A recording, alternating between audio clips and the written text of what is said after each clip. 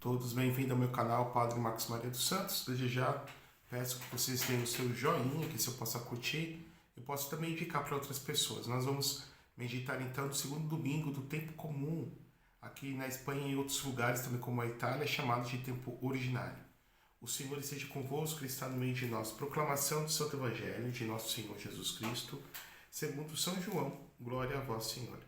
Naquele tempo, João viu Jesus aproximar-se dele e disse: Eis o Cordeiro de Deus que tira o pecado do mundo. Dele é que eu disse: depois de mim vem um homem que passou à minha frente, porque existia antes de mim. Também eu não o conhecia, mas se eu vim batizar com água, foi para que ele fosse manifestado a Israel.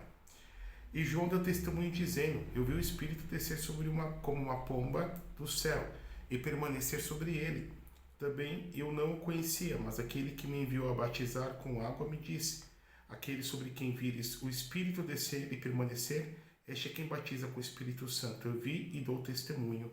Este é o Filho de Deus. Palavra da salvação. Glória a vós, Senhor. Ave Maria, cheia de graça, o Senhor é convosco. Bendita sois vós entre as mulheres. Bendito o fruto do vosso ventre, Jesus. Santa Maria, Mãe de Deus, rogai por nós, pecadores, e agora e na hora de nossa morte. Amém. Queridos irmãos e irmãs, nós começamos então agora o chamado tempo comum. Os sacerdotes, como vocês vão bem perceber, vão estar paramentados de verde. As igrejas vão estar ornadas de verde. Cada cor traz, podemos assim dizer, o seu simbolismo. Então, o verde simboliza a esperança. E o que nós vamos meditar durante todo este tempo comum? Evidentemente, irmãos e irmãs, que na liturgia nós prestamos o culto público a Deus, a igreja como esposa de Cristo, a igreja como corpo místico de Cristo adora o seu Senhor, adora o seu esposo. Muitas das vezes as pessoas têm uma visão errada, equivocada, protestantizada do que vem a ser a igreja. Quantas vezes a gente escuta falar: a igreja sou eu, né? E é totalmente um erro isso. A igreja não é só nós, não é somente nós. Nós somos células da igreja, nós somos parte, nós somos como tijolinhos numa casa. A igreja é uma realidade que transcende a cada um de nós e transcende a própria história. Como dizia Ratzinger, que vem desde Abel, evidentemente tendo Jesus como sua cabeça, indo até os últimos eleitos que serão salvos. Então a igreja que foi instituída por Jesus neste mundo, a igreja que Jesus instituiu como pedra visível na pessoa de São Pedro, como nós lemos lá em Mateus no capítulo 16, versículo 18, Tu és Pedro, e sobre esta pedra edificarei a minha igreja, e as portas do inferno não prevalecerão contra ela. Então nosso Senhor, nós vemos isso no Evangelho, nosso Senhor quis uma igreja, Ele quis a igreja. E a igreja, como diz von Balthasar, um dos grandes teólogos do século XX, suíço, dizia que a igreja é uma realidade que vem do céu, não é meramente uma realidade humana, não é meramente uma realidade, como dizem os modernistas, a partir de Loisy, dizendo que Jesus pregou o reino e viu a igreja. Não. A igreja é uma realidade visível, e como dizia até mesmo, por exemplo, São Tomás de Aquino, né, que Pedro, ele vem por participação, ele participa, podemos dizer assim, dessa realidade de Jesus ser a pedra angular da igreja. Jesus é a pedra da igreja, mas Pedro participa. Jesus é a cabeça invisível da igreja, mas Pedro, na pessoa do Papa, é a cabeça visibilizada, a cabeça visível para cada um de nós. Essa igreja que transcende, e essa igreja ao mesmo tempo do qual nós somos membros, dessa igreja que nós recebemos a revelação, recebemos a fé e também os sacramentos que nosso Senhor instituiu para a nossa salvação. Então é necessário nós termos bem isso em mente, claramente elucidado dentro dos nossos corações. Pois bem, o padre falou para a gente poder chegar então nesse tempo comum. Então, se cada tempo litúrgico nós cultuamos a Deus, prestamos o culto público a Deus na igreja, cada tempo litúrgico nós celebramos os mistérios da vida de Jesus. Como dizia Dom Columba Marmignon, Jesus os seus mistérios. Porque nós estamos falando do Deus feito homem. Então, portanto, porque nós falamos do Deus feito homem, do Deus humanado, do Deus encarnado, do Deus feito, que assumiu a nossa humanidade, que experimentou tudo que o homem pode experimentar, menos o pecado. Todas as realidades de Jesus são adoráveis. Olha que coisa interessante. Todas as realidades de Jesus são teândricas, né? Theos Deus ândrico homens, ou seja, teândricas, e ao mesmo tempo tem peso de eternidade. Todas as nossas ações, elas são mortais, as nossas ações repercutem na história durante um tempo, até, vamos dizer assim, durante um bom tempo, essa pessoa é muito boa ou muito má, podemos assim dizer, mas tendem a serem sepultadas na vastidão da história, né? Então, nós vemos uma pessoa que morre hoje, quanto tempo dura a sua memória, né? Talvez a memória dos seus filhos, dos seus netos, e se perde, né? Nas décadas, nos séculos, depois dos milênios da história. Porém, com Jesus não é assim. E se nós saímos do tempo do Natal, do tempo em que nós contemplamos a sua infância, agora nós vamos contemplar Jesus na sua maturidade. O tempo comum é isso. Então, a vida de Jesus geralmente é dividida em 3 grandes etapas. Nós temos a infância de Jesus, a vida oculta de Jesus, os seus anos em Nazaré, do qual trabalhava como carpinteiro, e depois o seu ministério público, né? Então nós temos 3 etapas da vida de Jesus, temos uma base 3, como nos lembra aqui von Balthasar, né? Uma base 3. Nós temos vida, infância, vida, ministério público, perdão, infância, vida oculta, ministério público. Nós temos também, podemos dizer, 30 anos de Ministério Público de Jesus, base 3, temos 3 anos, 30 anos de vida antes, né, do Ministério Público, 30 anos que Jesus começa o seu ministério, como nos informa Lucas. Então 30, depois nós temos 3 anos de Ministério Público e depois 3 dias, o grande tríduo da paixão, morte e ressurreição do Senhor, e ao terceiro dia ele ressuscita dos mortos.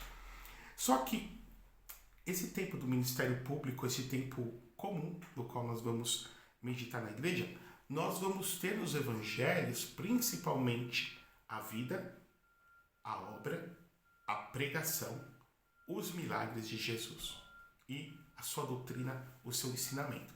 Então Jesus ele vem nos ensinar. Aqui está uma dimensão da vida de Jesus que é muito esquecida pelas pessoas. Jesus é o mestre. E se ele é o mestre, nós somos os discípulos. E a relação entre mestre e discípulo é uma relação íntima. Eu dou um exemplo. Nós estamos acostumados com a relação entre o professor e o aluno.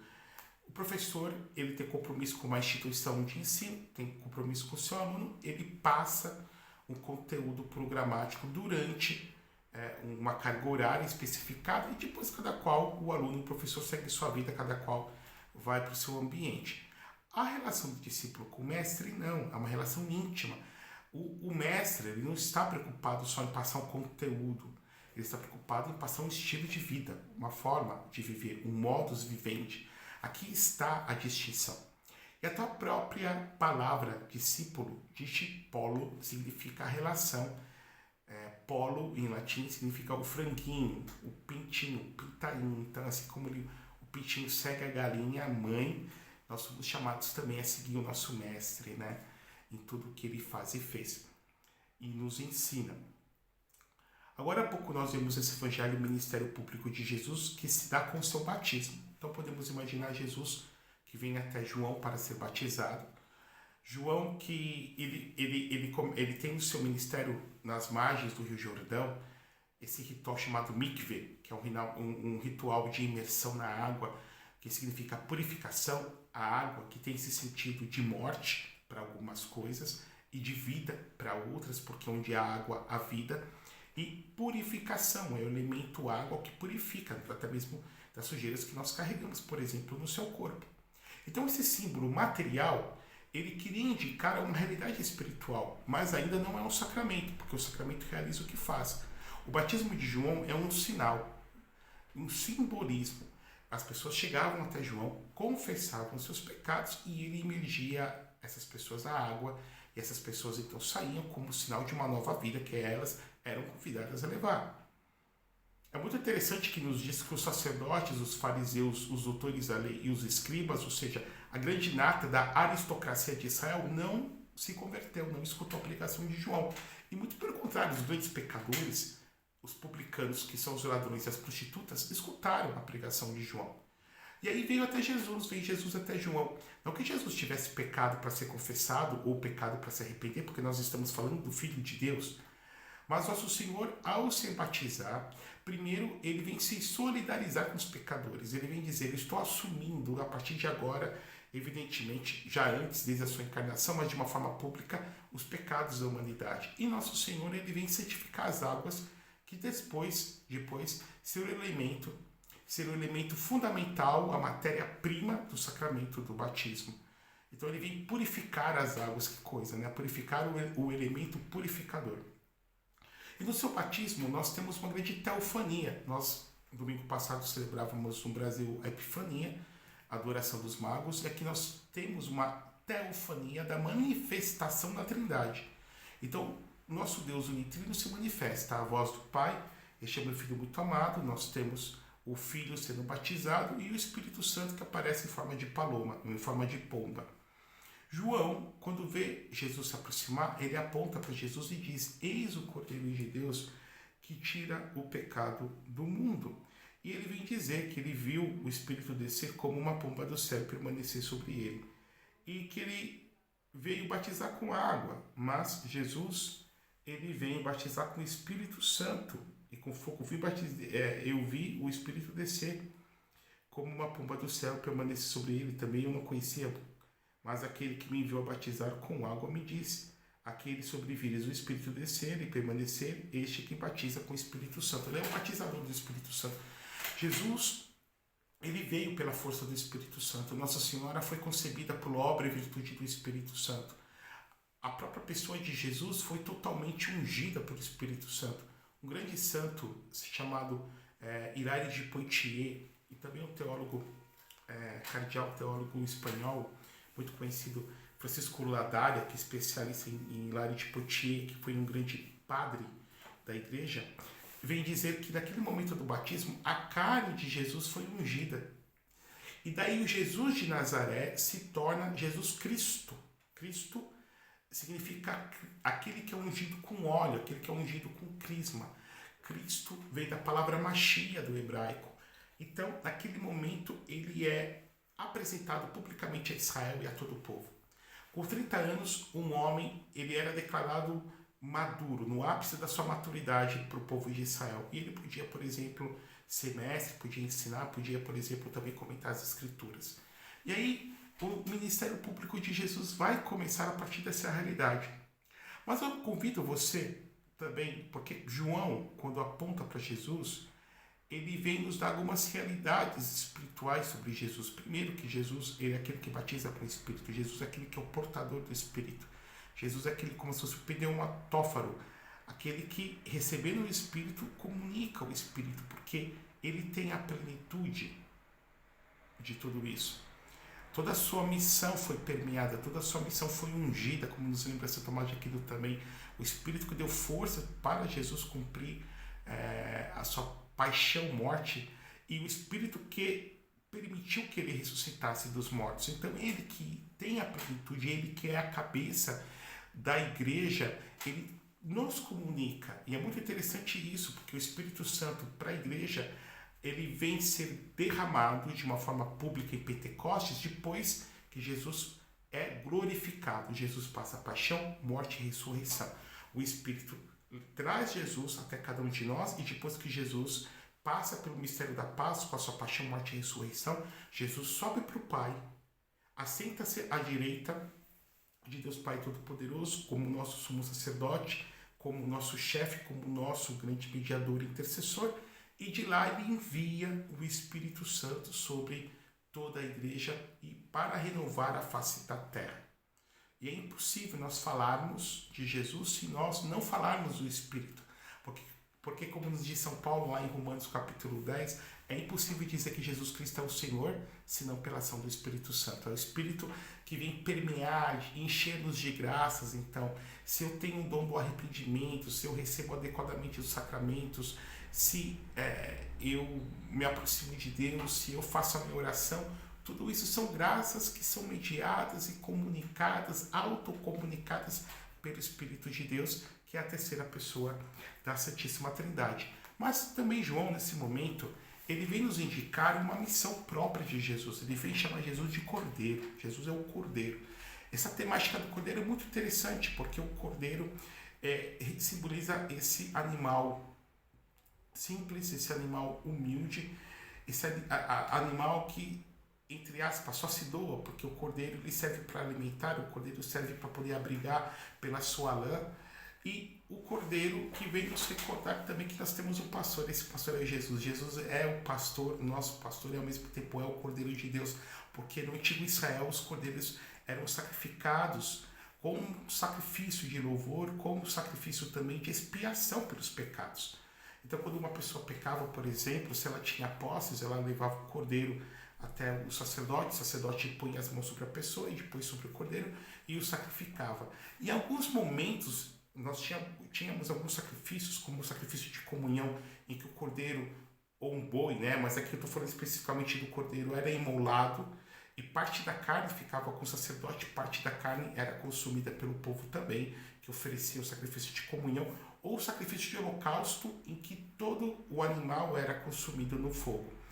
Esse cordeiro que era sacrificado no sacrifício da Páscoa, em que recordava a libertação do povo de Israel.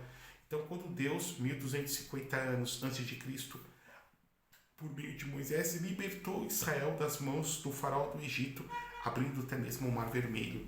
E o último sinal dessa libertação foi o sacrifício dos cordeiros e a morte dos primogênitos do Egito. E ao mesmo tempo também o cordeiro que era sacrificado por ocasião do Yom Kippur, na festa do Yom Kippur, em meados de fins de setembro, por exemplo, em expiação para todo o pecado do povo. Nós vamos ver depois Apocalipse no capítulo 13, porque no Novo Testamento, principalmente João, a temática de João é uma temática em que Jesus é apresentado sempre como o Cordeiro de Deus. É muito interessante isso. Quando nós vamos no último livro da Bíblia, em Apocalipse, nós temos os dois grandes animais míticos que guerreiam. Nós temos o dragão e nós temos o cordeiro. E quem vence é o cordeiro. O cordeiro, que como nos diz, por exemplo, Apocalipse no capítulo 13, que foi imolado desde a fundação do mundo. Então, quando nós vemos, por exemplo, Jesus sacrificado na cruz, nós estamos vendo a historização, estamos vendo a temporalização, nós estamos vendo a fisicalização, a verbalização daquilo que aconteceu desde toda a eternidade. E quando nós falamos do Cordeiro imolado desde a fundação do mundo, que é eternizado na história por meio do sacrifício da cruz, aquilo que Santo Irineu vem de chamar de crucificação cósmica, nós não estamos falando meramente do sangue, porque o sangue simboliza a vida. Nós estamos falando da vida derramada, ou seja, o sacrifício de Deus vem derramar vida sobre toda a criação. A criação é fruto de um ato amor de Deus e desse ato de amor que vem criar todas as coisas e vem elevar as coisas que foram criadas, que foram caídas pelo pecado. Daí que vem a dimensão da redenção, vem da elevação daquilo que foi caído. Daí nós podemos entender que Jesus é o Cordeiro de Deus. Ele é o Cordeiro que vem assumir sobre si todos os pecados da humanidade, inclusive o meu pecado. Nós somos salvos, meu pecado, seu pecado, o pecado de todos, nós somos salvos pelo sacrifício dele na cruz. Nós somos salvos não porque nós somos bons, nós somos salvos porque ele é bom, porque ele vem nos representar. A ideia do sacrifício da redenção significa justamente isso, que há alguém que, sendo um de nós, e ao mesmo tempo sendo alguém que não é um de nós, mas além de nós, daí vem a questão dele ser Deus e também ser homem, vem nos representar, vem tornar-nos presente pela sua presença na história, a fim de, nos representando, pagar aquilo que vem a ser a nossa dívida. Nos representando, levar sobre si aquilo que vem a ser as nossas misérias. E nos representando, ao mesmo tempo, também alcançar para cada um de nós a misericórdia. Essa misericórdia que foi se derramada sobre todos nós. Então, para que Deus pudesse derramar toda a sua misericórdia sobre mim, sobre você, foi necessário que Ele me representando, Ele nos representando, pudesse beber do cálice da justiça de Deus até a última gota, como diz a expressão dos santos, até as fezes. Daí que nós vamos entender qual é a dinâmica da salvação. A gente vê, por exemplo, o Espiritismo, e outras correntes também de outras religiões. Eu digo espiritismo principalmente no Brasil porque faz muito sucesso, em outras regiões também não. Mas nós temos também em outras religiões de base oriental, por exemplo, no hinduísmo, também no budismo, que a ideia da salvação do homem, é interessante isso, porque perpassa em todas as religiões que o homem é um ser decaído, é uma criatura decaída. Então, sendo assim, o homem precisa ser salvo. É interessante isso. Mas como é que isso vai acontecer? A proposta dessas religiões, e aqui são elucubrações humanas, é que o homem vai reencarnando. Então o homem estava num nível, vai reencarnando sucessivamente. Algumas contemplam que o homem pode regredir, outras não, mas de qualquer forma, por meio de sucessivas vidas, o homem vai evoluindo até atingir o momento que ele não reencarna mais, em que ele atinge a sua maturidade espiritual, etc. Para nós cristãos, isso não é viável. Para nós cristãos, nós não somos salvadores de nós mesmos, nós não nos salvamos. Para nós cristãos, toda a salvação vem por meio de Jesus Cristo, propriamente. Vem por meio do sacrifício que nosso Senhor Jesus Cristo realizou na cruz do Calvário, por meio da sua paixão, da sua morte, por meio da sua ressurreição. E de todas as graças que dessa cruz vem até mim. E até mesmo os sacramentos que nós temos na igreja, que foram instituídos por Jesus, são canais de graça que têm seu fundamento e têm a sua fonte na cruz de Jesus. Por isso que Jesus é o Cordeiro que vem tirar os meus pecados, tirar os nossos pecados e tirar o pecado do mundo inteiro. Essa temática do Cordeiro, que nós vamos ver também no livro do Apocalipse, que é o Cordeiro que abre o livro lacrado com 7 selos. Ou seja, é o Cordeiro que vem dar a releitura da história, ele vem dar a hermenêutica, ele vem dar a interpretação verdadeira da história da humanidade, mas também da minha história de vida. Em alguns altares é interessante que nós vemos esculpido, e principalmente na Igreja Católica Romana, de rito latino, o tema do Cordeiro é muito presente. Nós vemos esculpido aquele cordeiro ferido, como que imolado, e sentado sobre um livro com 7 selos, porque é a partir desse cordeiro que tira o pecado do mundo, e ele vem para morrer. Nós, quando nascemos, a morte entra como uma condição falível do homem, como um resultado da nossa debilidade, da nossa condição criatural e decaída, porque somos pecadores. Mas nós não vemos ao mundo para morrer, nós vemos ao mundo para nascer, e aí morremos devido à fortuidade e à precariedade, transitoriedade da nossa existência. Mas ele não, ele vem com essa missão, ele vem com essa missão de redenção, de salvação, ele vem para ser imolado, ele vem para se imolar, ele vem para ser cordeiro que tira o pecado do mundo e que vem nos salvar. Que nós possamos bem viver, pedir a intercessão da Virgem Maria, nossa mãe, para seguirmos Jesus, ela a primeira discípula, ela a grande discípula, a discípula por excelência, que nos ajude a seguir aquele que é o Cordeiro de Deus, que vem tirar o meu, o teu, o pecado do mundo. Que o Deus eterno e todo-poderoso vos abençoe e vos guarde. Em nome do Pai, do Filho e do Espírito Santo. Amém.